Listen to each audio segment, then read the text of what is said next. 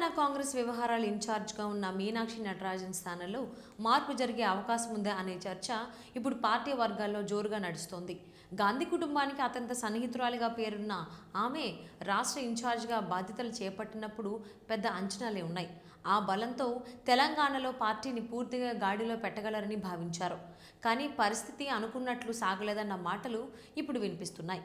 Party అధికారంలో ఉన్న రాష్ట్రంలో కూడా స్థానిక నేతల మధ్య సమన్వయం కష్టంగా మారిందని, తనకు అనుకూలంగా పరిస్థితులు లేవన్న అసంతృప్తిని మీనాక్షి వ్యక్తం చేసినట్లు ప్రచారం జరుగుతోంది.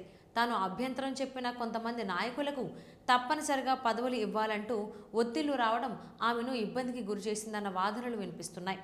ఇదే సమయంలో అధికారంలో ఉన్న రాష్ట్రానికి మరింత సీనియర్ నేతను ఇన్ఛార్జిగా నియమించాలన్న ఆలోచన ఢిల్లీ పెద్దల్లో ఉన్నట్టు కూడా చర్చ సాగుతోంది. ఈ నేపథ్యంలో తెలంగాణ కాంగ్రెస్ వ్యవహారాల ఇన్ఛార్జ్ మార్పుపై ఊహాగానాలు పెరుగుతున్నాయి.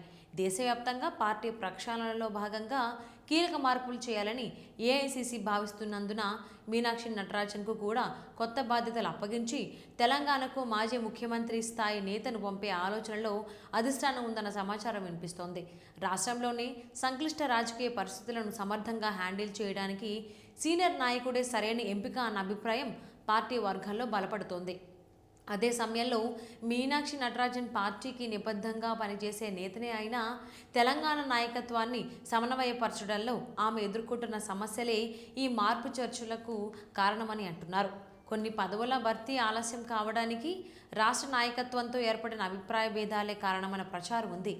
ఒక దశలో తాను ఇక్కడ పనిచేయలేనని పెద్దలకు చెప్పిందన్న కథనాలు కూడా బయటకు వచ్చాయి. మొత్తం మీద తెలంగాణ కాంగ్రెస్లో ఇప్పుడు కొత్త చర్చలు మొదలయ్యాయి.